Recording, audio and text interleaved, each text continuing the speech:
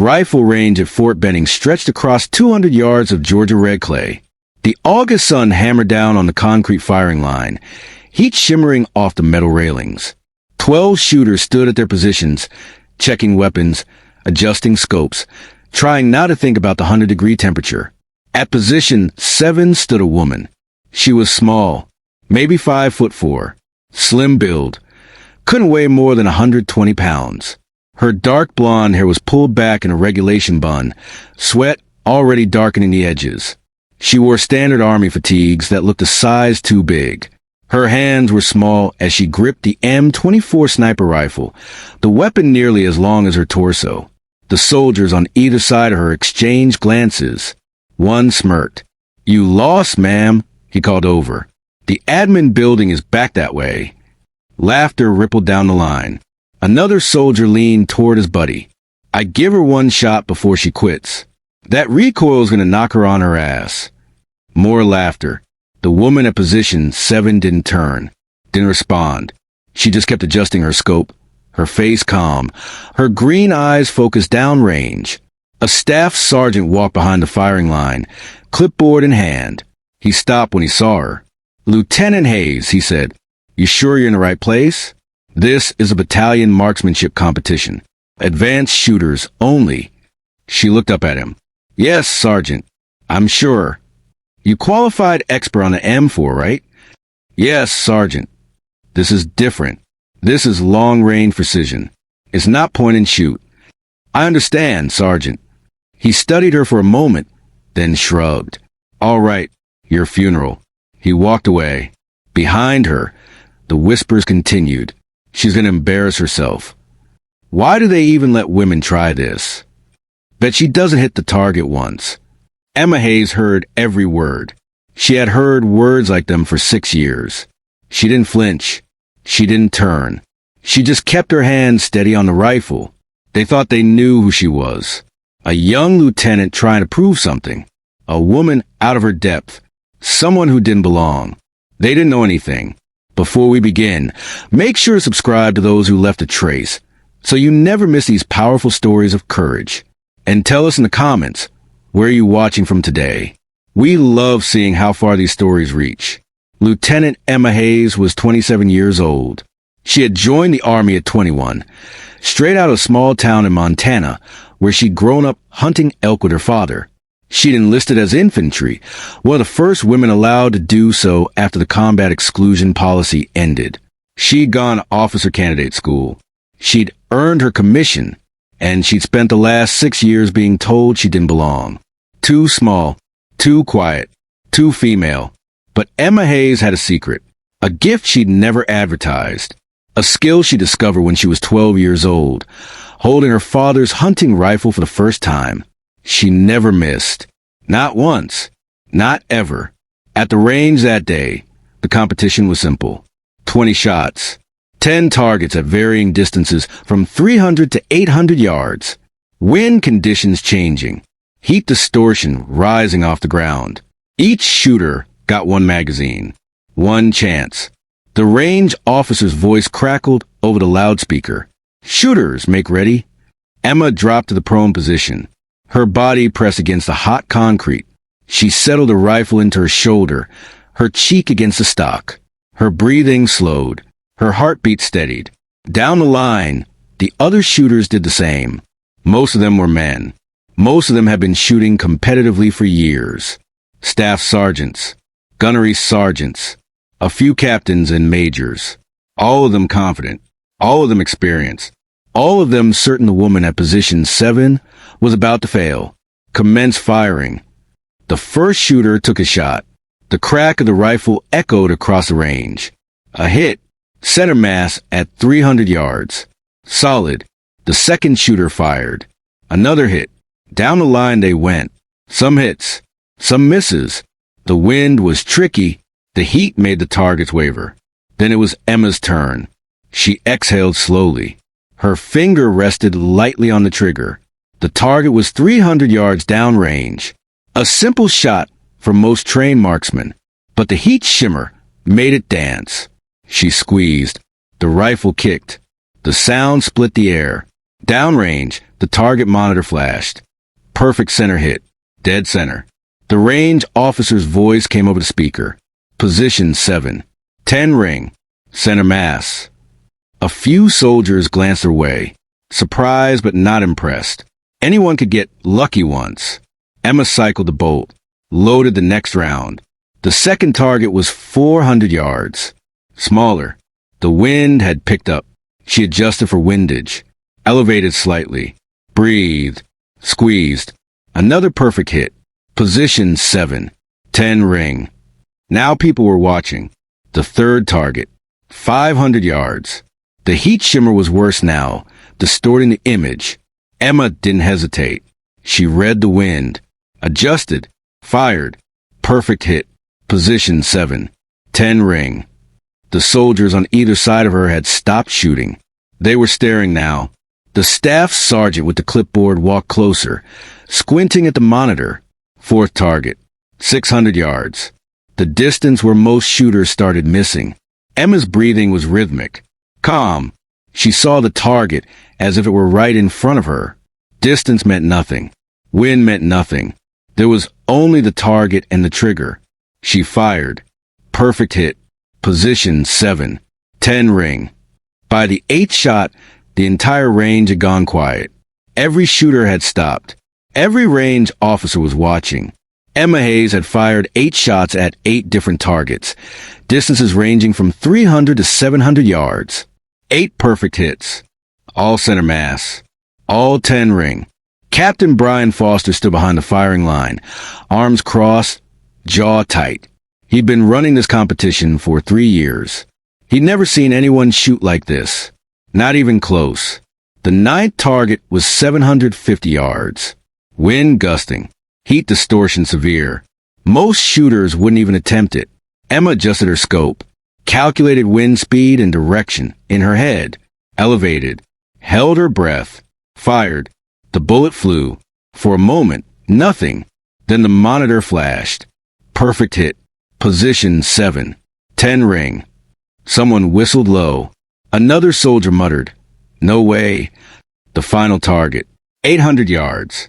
The maximum effective range for the M24. A target the size of a man's torso, barely visible through the heat shimmer. Emma cycled the bolt one last time. She settled into position. Her body relaxed. Her mind cleared. She saw the target, saw the wind, saw the bullet's path before she fired. She squeezed the trigger. The rifle kicked. The sound rolled across the range. Downrange, the monitor flashed. Dead center. Perfect 10. Position 7. 10 ring. Perfect score. 24-20. The range went silent. Then someone started clapping. Slow at first. Then others joined. Within seconds, the entire firing line was applauding. Emma stood up slowly. She cleared her rifle, made it safe, and set it on the stand. Her face showed nothing. No smile. No pride. Just calm. Captain Foster walked over, the clipboard trembling slightly in his hands. "Lieutenant Hayes," he said. His voice was tight. "Where did you learn to shoot like that?" Emma looked at him. "Montana, sir. My father taught me." "Your father must be one hell of a shot." "He was, sir. He passed away 5 years ago." Foster nodded slowly. "I've been running this competition for 3 years. I've never seen anyone shoot a perfect score. Ever." "Yes, sir. You need to be on the Army marksmanship team." Emma shook her head. "I'm infantry, sir. I'm deploying in 2 months." "Then you need to be training our snipers." Foster said. "That's an order, Lieutenant. I'm recommending you to the sniper school immediately." Emma hesitated. "Sir, with respect, women aren't allowed in sniper school." Foster stared at her. "They will be now." 3 months later, Emma Hayes stood in front of a room full of male soldiers at the U.S. Army Sniper School at Fort Benning. She was the first woman ever admitted to the program. The instructors had fought it. The commandant had resisted, but her scores were undeniable. The first day, the lead instructor, a grizzled master sergeant named Coleman, looked her up and down with obvious skepticism. "You think you can hang with these men, Lieutenant?" "Yes, Sergeant." This isn't a competition. This is combat training. You fail here, people die in the field. I understand, Sergeant. Coleman grunted. We'll see. The course was brutal. 8 weeks. Physical training that broke most candidates. Land navigation in swamps. Stalking exercises where students had to move 200 yards without being spotted. Mental endurance tests. And shooting. Hours and hours of shooting under every condition imaginable. Emma excelled at all of it. By week 3, the other students stopped making jokes. By week 5, they were asking her for advice. By week 7, even Coleman admitted she was the best shooter he'd ever trained. On graduation day, Emma stood at the top of her class. She received the Distinguished Honor Graduate Award, the first woman in the program's history. But she still faced out, still heard whispers. She's good at the range, but can she do it in combat? The answer came 6 months later in Afghanistan. Emma deployed with her infantry unit to Helmand Province. She was assigned as a platoon's designated marksman. Her job was to provide precision fire support during patrols and operations. The first mission was a simple village clearing. Intel said the Taliban had moved out. It should have been routine. It wasn't. Emma's platoon walked into an ambush. 30 Taliban fighters, RPGs, machine guns. The platoon was pinned down in an open field with no cover. The platoon leader, Lieutenant Crawford, called for air support. 15 minutes out, came the reply. 15 minutes was a lifetime. Emma moved to a low wall, the only cover available. She unslung her M24. Around her, soldiers were firing wildly, panicking, burning through ammunition. Conserve ammo, Crawford shouted. Controlled fire. But the enemy fire was overwhelming.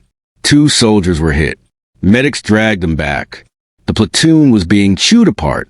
Emma settled into position. She scanned the tree line where the enemy fire was coming from. Muzzle flashes. Dozens of them. Too many targets. She picked the first one. A machine gunner 400 yards out, partially hidden behind a mud wall. The gun was tearing into the platoon's position. Emma adjusted for distance and wind. Fired. The machine gun went silent. She cycled the bolt. Found the next target. An RPG gunner loading another rocket. 500 yards. Moving. She led the target. Fired. The gunner dropped. Again and again, Emma fired. Methodical. Precise. Calm.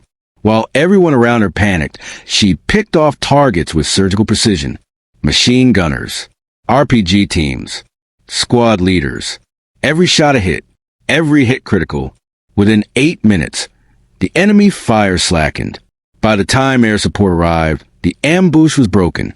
23 confirmed enemy kills. Emma Hayes had accounted for 14 of them. Lieutenant Crawford knelt beside her, his face pale with shock. "Hayes," he said, "what the hell are you?" Emma ejected the magazine, checked her rifle. "Just doing my job, sir." Word spread fast. The quiet lieutenant who never missed. The woman who had saved her entire platoon. Within weeks, other units were requesting her. Special forces teams wanted her on their operations. She was no longer just a soldier. She was an asset. But the respect didn't come easy. There were still doubters. Still men who believed women didn't belong in combat. The final test came at the International Sniper Competition in Fort Benning, 2 years after her deployment. Teams from around the world. The best military and law enforcement snipers on the planet. 40 teams. 120 shooters. Emma was the only woman. The competition lasted 3 days. Shooting. Stalking. Unknown distance targets. Moving targets. Stress shoots with physical challenges. It was designed to break even the toughest competitors. On the first day, Emma and her spotter, Sergeant First Class Ramirez, placed third. Good, but not dominant. On the second day, they climbed to second. On the final day, the last event was the most difficult. A 1,000-yard shot. Wind gusting up to 20 miles per hour. Target partially obscured. One shot. One chance. Emma and Ramirez were tied for first with the British SAS team. Whoever made this shot would win. The British shooter went first. He fired. The shot hit low and left. Miss! Emma stepped up to the line. The range went silent. Hundreds of spectators. Dozens of competitors. All watching. Emma settled into position. She read the wind. Felt the gusts. Calculated elevation. Distance. Bullet drop. Wind drift. All in her head. All in seconds. She exhaled slowly. Fired. The bullet flew for what felt like forever. Then the monitor flashed. Perfect hit. Dead center. The crowd erupted.